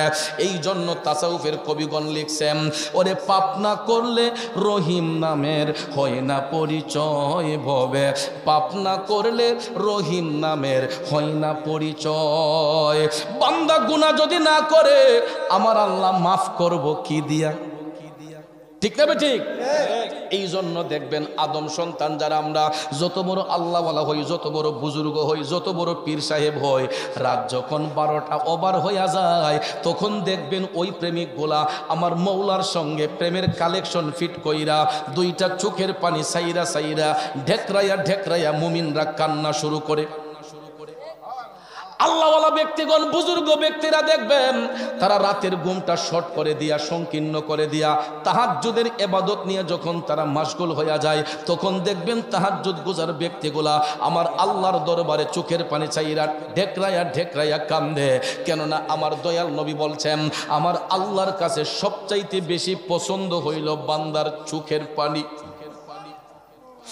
আবার নবীজি বলেছে আমার আল্লাহর কাছে সবচাইতে বেশি দামি হইল বান্দার দুইটা চোখের পানি। কারণ বাবাজি বাসা পানির মধ্যে ঢেউ যখন উঠে দেখবেন আমরা পারে থাইকা ওই ঢেউটা উপভোগ করে আমাদের ভালো লাগে। কক্সবাজার সমুদ্র সৈকতে মানুষ কেন যায়? এই সমুদ্রের ঢেউটা উপভোগ করার জন্য, ঠিক কিনা? নদীর মধ্যে ঢেউ যখন উঠে মেঘনা নদীর পারে আমরা তিতাস নদীর পারে যাই নদীর ঢেউটা উপভোগ করার জন্য। কারণ আমার আপনার কাছে নদীর ঢেউ, সমুদ্রের ঢেউ উপভোগ করতে ভালো লাগে। আর আমার আল্লাহর কাছে সবচাইতে বেশি ভালো লাগে বান্দার চোখের পানিটা যখন জমিনে পড়ে। রসুল বলেন এটা জমিনে পড়ে না, এটা আল্লাহর রহমতের দরিয়ার মধ্যে পড়ে। বান্দার চোখের পানি যখন রহমতের দরিয়ার মধ্যে পইরা যখন ঢেউ খেলে আমার আল্লাহ কয় আমার কাছে ওই মুহূর্তটা সবচেয়ে বেশি ভালো লাগে যখন আমার বান্দাগুলা দুইটা চোখের পানি সাইরা কান্দা দে। এই জন্য কবি বলছেন আল্লাহ তুমি যদি মাফ না করো তোমার বান্দারে, বলো তোমার বান্দা যাবে কারদারে। ঠিক কিনা কম? যুবক বন্ধুরা আমার মদিনার কামলিওয়ালা নবী বলছেন উম্মত তোমরা হাসবা কম কানবা বেশি, হাসবা কম কানবা বেশি। কারণ রসুল বলেছেন তোমরা হাসার পরিমাণটা কম রাখবা, কান্নার পরিমাণটা বেশি রাখবা। কেননা এই বান্দার চোখের পানিটা আমার আল্লাহ সবচেয়ে বেশি পছন্দ করেন। এই জন্য ভাইয়ের আমার, বন্ধুরা আমার, হযরতে উমর রাদিয়াল্লাহু তাআলা আনহু ওয়াইসাল কারণকে গিয়া ডাক দিলেন, নাইলে কোনো উপায় ছিল না। তখন হযরতে উমর ডাক দিয়ে বললেন পাগলা তুমি নবীজিকে এত ভালোবাসো, তুমি তো নবীর জামানায় ছিলা, একটা বার কি রসুল দেখার স্বাদ তোমার অন্তরে জাগলো না? আল্লাহু আকবার। কথাটা কি বুঝতে পারছেন? হযরতে উমর বলতেছেন ওয়াসকুরুনি তুমি রসুলকে এত ভালোবাসো, তুমি রসুলকে এত ভালোবাসো, তুমি নবীর জামানায় ছিলা, একটা বার কি নবী দেখার স্বাদ তোমার অন্তরে জাগে নাই? ওয়াসকুরুনি তখন মাথাটা নিচু করে কয় হুজুর আমি না হয় একজন নবীরে না ওই দেখছি, আচ্ছা কোনচান দেখি আপনারা আমার নবীরে দেখছেননি। এই কথা কইতে হযরতে উমর হাইসা দিছেন। যারে পাগল, আমরা তো আইলাম ওই নবীর কাছ থেকে, দেখছি মানে অবশ্যই দেখছি। ওয়াইসাল কারণে ডাক দিয়া কয়, হুজুর বিয়াদবি ক্ষমা কইরেন। আচ্ছা রসুল যদি দেইখা থাকেন, আচ্ছা বলেন তো হুজুর, আমার নবীর কপাল মুবারকের ব্রু মুবারকটা জোড়া লাগানো ছিল না আলাদা ছিল? আই হাই রে, এই প্রশ্ন যখন ওয়াইস করুনি করছে তখন হযরতে উমর অবাক হয়ে গেছেন, কি ব্যাপার, পাগলা এই কথা কইল করে? আপনারা বলেন, যেই লোকে এই প্রশ্ন করতে পারে এটার উত্তর কি উনি রসুল দেখছে না দেখছে না? হযরতে উমর এটা নিয়ে গবেষণা করতেছেন মৌলা আলীর সাথে, যে কিও হে তো রসুল দেখে নাই, হে এই প্রশ্ন করলে কেন? তারা গবেষণা করতে করতে ওয়াইসাল কারণী কলম হাতে নিয়ে আমার নবীজির কপাল মুবারকের চিহ্ন অঙ্কন করে ডাক দিয়া কয়, হুজুর দেখেন তো এটা চিনতে পারেননি? হযরতে উমর ডাক দিয়া কয়, পাগলা এত দেখছি আমার নবীর কপাল মুবারক রে ওয়াজ করুনি, তুই তো কোনোদিন আমার নবীর দেখোস নাই। পাগলা তুই জানলে কেমনে আমার নবীর কপাল মুবারক এই রকম ছিল? পাগলা রে তুই জানলে কেমনে আমার নবীর কপাল মুবারক এরকম ছিল? তখন ওয়াজ করুনি পাগলা ডাক দিয়া কয়, হুজুর নবী দেখার জন্য মদিনা শরীফ যাওয়া লাগে না। হুজুর নবী দেখার জন্য মদিনা শরীফ যাওয়া লাগে না। পৃথিবীর যেই কোনো প্রান্ত থেকে গোলামরা যদি নবী দেখতে চায়, ইশক মুস্তাফা যদি মহব্বত অন্তরে পয়দা থাকে, নবীর মহব্বত যদি হৃদয়ের মধ্যে থাকে, পৃথিবীর যেই কোনো প্রান্তে থাকলেও মদিনার কামলিওয়ালা নবী গোলামদেরকে দেখা দিয়া যায়। আরো জোরে কন্যা সুবহানাল্লাহ। এই পারেঙ্গার মানুষরা আমরা হয়তো মদিনা শরীফ যেতে পারবো না, কিন্তু মদিনার কামলিওয়ালা নবী আমাদের কাছে আসতে পারেন কিনা, আসা সম্ভব কিনা, এই বিশ্বাস আপনাদের আসেনি রে বাজান? এই জন্য ওয়াজ করুনি কয়, হুজুর নবী দেখার জন্য মদিনা শরীফ যাওয়া লাগে না। পৃথিবীর যেই কোনো প্রান্ত থেকে গোলামরা নবী দেখতে চায়, মদিনার কামলিওয়ালা নবী আয়েশা দেখা দিয়া যায়। তখন হযরতে আলী বললেন, তোমার সব কথা মানলাম, একটা বারের জন্য তো যাইতে পারতা, একবারের জন্য তো যাইতে পারতা। তখন ওয়াজ করুনি পাগলা কো, হুজুর আমি ইতিপূর্বে 3 বার গেছি। সুবহানাল্লাহ, ইতিপূর্বে কয়বার গেছি?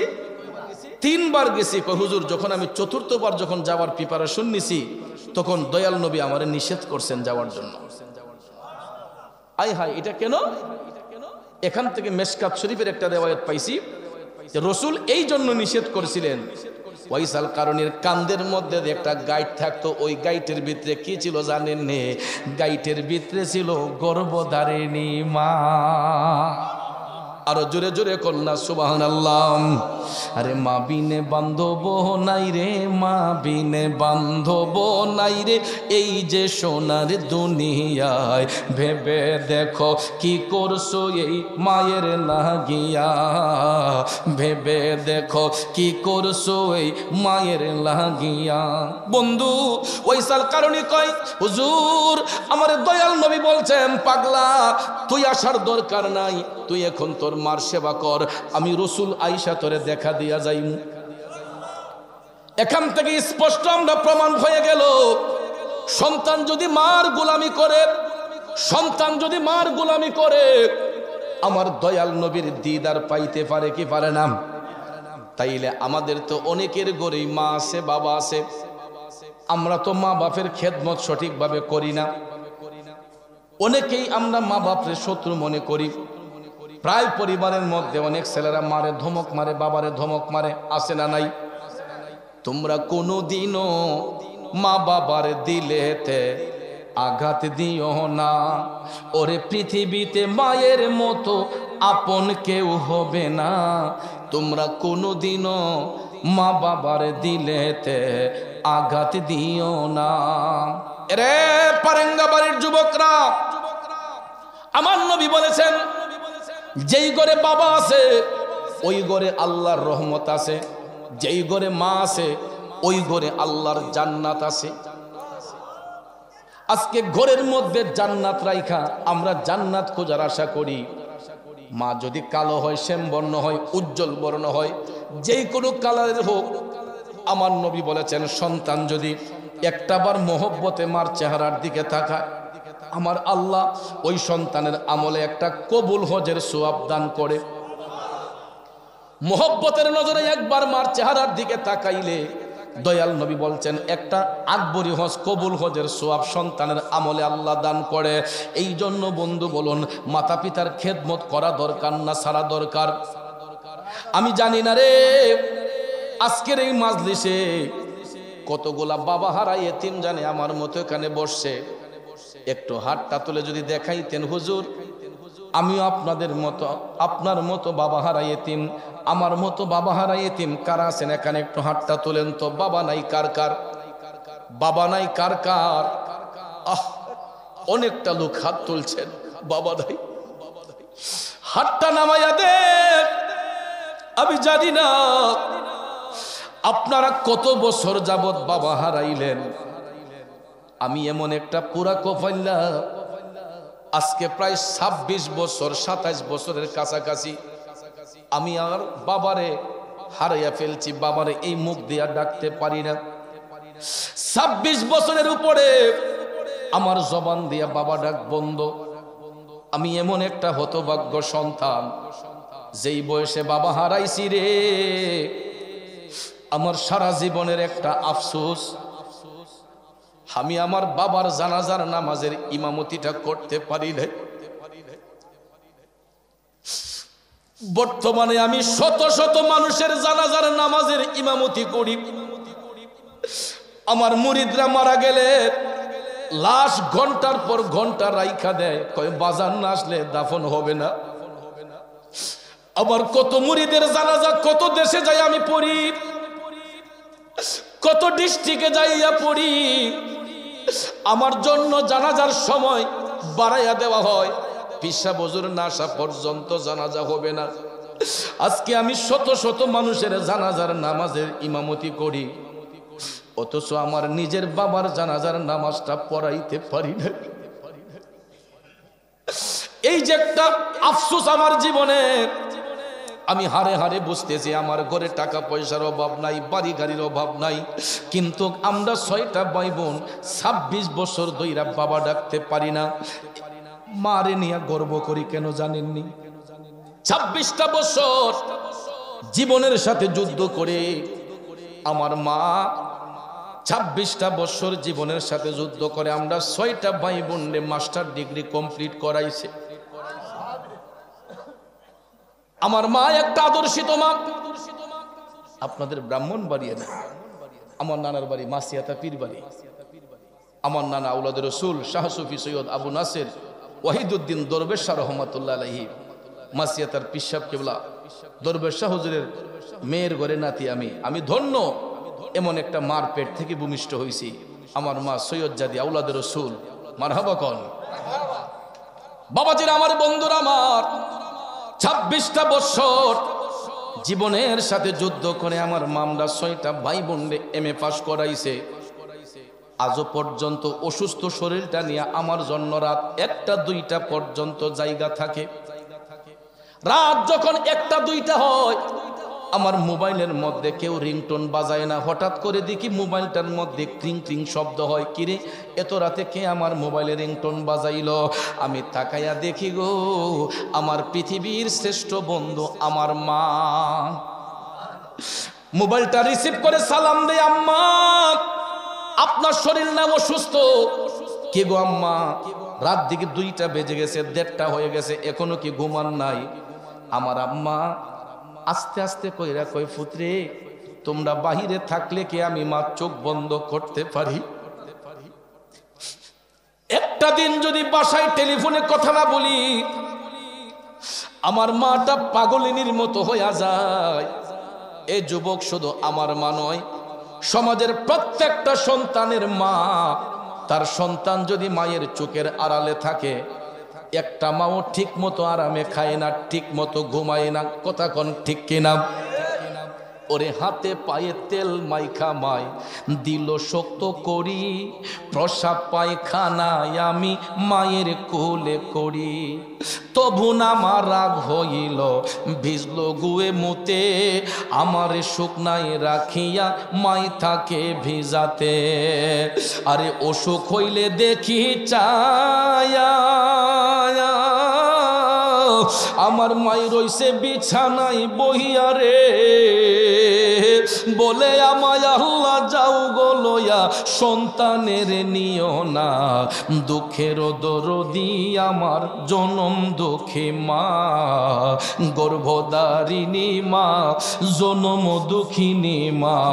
দুঃখের দরদি আমার জনম দুঃখী মা। ঠিক কিনা কন? লেংরা তোর কানা খোরা হইলে পরে ছেলে, ধুলা যাইরা তবু মায়ের টান দিয়া লয় কুলে। পুত্র যদি কুপুত্র হয় মায়ে নাহি ঠেলে, হাজার দোষ রাখিয়া গোপন সন্তানের পালে। ঠিক কিনা? কবি শাহ আলম ভেবে বলে, রে জান্নাত মায়ের চরণ তোলে রে, তোরা দেখবো খারি হাদিস খুলে করছেন নবী ঘোষণা। দুঃখের দরদি আমার জনম দুঃখী মা, গর্ভধারিণী মা, জনম দুঃখিনী মা। দুঃখের দরদি আমার জনম দুঃখী মা। কথা কন ঠিক কিনা? এই জন্য বাবাজি সমাজের মধ্যে তিন কিসিমের এতিম আছে রে। এক কিসিমের এতিম হইল যার মা আছে বাবা নাই, আরেক কিসিমের এতিম হইল যার বাবা আছে মা নাই, আর আরেক কিসিমের এতিম হইল যার ঘরে মাও নাই বাবাও নাই। এই সর্বহারা এতিম গোলা কারা এই জান্নাতের বাগানে? একটু হাতটা তুলে দেখান। মা নাই বাবা নাই কার কার? মাও নাই বাবাও নাই কার কার? বাবাজি হাতটা নামাইয়া ফেলেন। আপনাদের অন্তরে যে কি আগুন জ্বলতেছে একমাত্র আপনারাই বুঝতেছেন। কারণ বাবা নামক বটগাছটা যদি মাথার উপর থেকে হারাইয়া যায়, একটা পরিবার একদম শূন্য হইয়া যায়। যার মাথার উপর থেকে মা নামক এই মাথার ছায়াটা যখন হারাইয়া যায়, ওই সন্তানটা বড় অসহায় হইয়া যায়। এই জন্য বাজাম এই জুমার রাতে মা বাবার রুহ কিন্তু সন্তানগুলার দিকে তাকাই আছে রে। এই জুমার রাতে মা বাবার রুহটা সন্তানদের দিকে তাকাই আছে। মনে কইরেন না যে মাহফিল হওয়াতে শুধু আমরাই খুশি। এই মাহফিল হওয়াতে আমরা যতটুক না খুশি, এর চাইতে বেশি খুশি আজকে এই এলাকার কবরবাসীর রুহগুলা। এর চাইতে বেশি খুশি আজকে কবরবাসীর রুহ। এরা অপেক্ষা করতেছে কখন সন্তানগুলা আমরা বলবো ওয়াকুর রাব্বির হামহুমা কামা রাব্বায়ানি সগীরা। এই শব্দটার অপেক্ষা করতেছে আমাদের মা বাবা রুহগুলা, কবরবাসী রুহগুলা। এই জন্য বাজান মাহফিল হওয়া এটা কোনো গুনার কাজ না, মাহফিল হওয়া এটা সোয়াবের কাজ। আজকে এই সামিয়ানাগুলা দেখেন কত দামি। এই যে কাপড়গুলা, এই কাপড়গুলা দিয়া কত যাত্রা মঞ্চ সাজানো হয়, এই কাপড়গুলা দিয়া কত বিবাহের অনুষ্ঠান সাজানো হয়, এই কাপড়গুলা দিয়া কত সাংস্কৃতিক অনুষ্ঠান সাজানো হয়। আবার আজকে এই কাপড় দিয়া আমার নবীর বেহেশতের বাগান সাজানো হয়েছে। একই কাপড় যাত্রা পালার অনুষ্ঠানে যখন যায় এই কাপড়ের দাম বাড়ে না কমে? নাটকের মঞ্চে যখন এই কাপড়গুলা যায় দাম বাড়ে না কমে? এই মুহূর্তে কাপড়গুলার দাম কম না বেশি? তাইলে দেখেন একটাই কাপড়, এই কাপড়টাই কত জায়গা যায়, কিন্তু আজে বাজে জায়গার মধ্যে গেলে কাপড়ের কোনো মূল্য থাকে না। এই মুহূর্তে এই সামিয়ানাটা যতটুক জায়গা দিয়ে বেষ্টন করা হয়েছে, এই কাপড়গুলা দামি হয়ে গেছে, কারণ এটা বেহেশতের বাগান। এই মাইকগুলা গিয়া দেখেন কত গানের অনুষ্ঠানে যায়, কত যাত্রা অনুষ্ঠানে যায়, কত ফালা গানের অনুষ্ঠানে যায়, সেখানে গেলে মাইকটার কোনো মূল্য থাকে না। কিন্তু আজকে নবীর বাগান সাজানোর কারণে এই মাইকটা পর্যন্ত দামি হইয়া গেছে। এই ক্যামেরাগুলা দিয়া কত বিবাহের অনুষ্ঠানে ছেলে মেয়ের নাচানাচির ডিজে গানগুলার রেকর্ড করা হয়, আর আজকে এই ক্যামেরাগুলা দিয়া ওয়াজ মাহফিলে ওয়াজগুলা রেকর্ড করা হচ্ছে। তাইলে দেখেন এই ক্যামেরাগুলো আজকে দামি হয়ে গেছে, কথা বলেন ঠিক না বেঠে? আর যেই মানুষগুলা আমরা এখানে বসলাম, এই মানুষগুলাই যাত্রা গানের শ্রোতা হয়, ফালা গানের শ্রোতা হয়, নাটকের শ্রোতা হয়, ঈদগার মুসল্লি হয়, মসজিদের মুসল্লি হয়, মাদ্রাসার মুসল্লি হয়, ঠিক না বেঠিক? আজকে দেখেন যাত্রা ফালার মধ্যে গেলে আমাদের সম্মান বাড়ে না কমে? নাচানাচিকা দেখলে সম্মান বাড়ে না কমে? আজকে বেহেশতের বাগান সাজানোর কারণে এই যে লোকগুলো এখানে বসছে, মানুষগুলো দামি হয়ে গেছে, কথা কোন ঠিক না বেঠিক? মানুষগুলো আজকে দামি হয়ে গেছে। এই জন্য যুবক ভাইয়ের আমার, এই পারেঙ্গা বাড়ির যুবকরা আমারে অনেক দিন ঘুইরা দাওয়াতটা করছে। 2015 সালে একবার আসছিলাম মনে হয়, 2015 সালে মনে হয় একবার আসছিলাম, কথা কোন ঠিক না? মোটামুটি এখন 2025 সাল, 10টা বছর চলে গেছে, কথা কোন ঠিক না? 10 বছর মোটামুটি চলে গেছে। তো 10টা বছর কিন্তু কম না, মাহফিল চলতেছে 15 বছর যাবত। এই 15 বছরের ভিতরে চিন্তা করে দেখেন কতগুলা মানুষ আজকে দুনিয়ার মায়া ছেড়ে অন্ধকার কবরে। আমি যে 10 বছর আগে আসছিলাম, এই 10 বছরের ভিতরে না জানি কত শত মানুষ এখান থেকে চলে গেছে, কথা কোন ঠিক না বেঠিক? কয়েকদিন মাটির ভিতরে হবে ঘর রে মন আমার, কেন বান্ধো দালান ঘর? এইগুলো তো কবরে যাবে না, কবরে যাবে শুধু ঈমান আর আমল। এই জন্য বাজান আমি দেখছি আজকে অনেক মানুষ চোখের পানি চাইরা কাঁদছে। বাজান রে, সামনে বৈশাখী ফসল আমাদের উত্তোলন করব, এই জন্য আমি আপনাদের পায়ে হাত ধরে বলবো, যেই ছেলেগুলা এই মাহফিলের ইন্তজাম করছে, এই ছেলেগুলা কিন্তু কোটিপতি না, বিলিয়নপতি না, লাখপতি না, প্রত্যেকটা ছেলেগুলা খেটে খাওয়া মানুষ, ঠিক না বেঠিক? ওই তো সামান্য ব্যবসা বাণিজ্য করে, চাকরি করে ছেলেগুলা এত সুন্দর করে একটা নবীর প্রেমের বাগান সাজাইছে। আসলে তারা যদিও নিম্ন আয়ের মানুষ, কিন্তু কাজটা করে লাইছে অনেক বড়, কথা কোন ঠিক না? তাইলে এই ছেলেগুলারে উৎসাহিত করার দরকার আছে না নাই? তাইলে আমি দেখতে চাই একটা বাবা হারা এতিম, দয়াল নবী, মায়ার নবী, দয়াল নবী, মায়ার নবী, কোথায় রইলেন শুইয়া, দেখা দেন গো আল্লাহর হাবিব, একবার আসিয়া দেখা দেন গো আল্লাহর হাবিব, গোলাম জানি ও নবীজি, ও নবী গো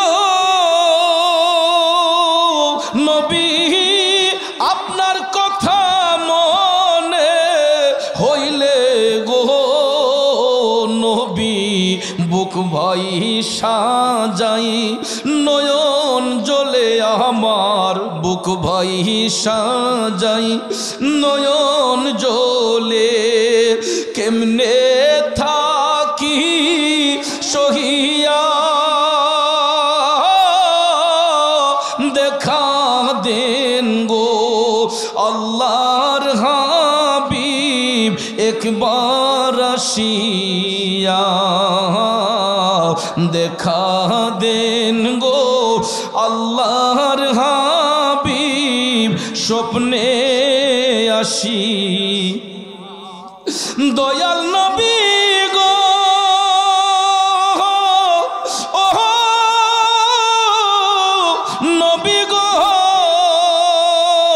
নবী, তায়েফের ময়দানে নবী গো, নিঠুর কাফেরেরা পাথর মারিল গায়ে, বেঈমানেরা পাথর মারিল গায়ে, নবী কেমনে থাক সহিয়া দেখা দেন গো আল্লাহর হাবিব গোলাম জানিয়া দয়াল নবী মায়ার নবী আমার দয়াল নবী নূরের নবী নবী কোথায় রইলেন শুইয়া দেখা দেন গো আল্লাহর হাবিব একবার আসিয়া। যুবক ভাইয়ের আমার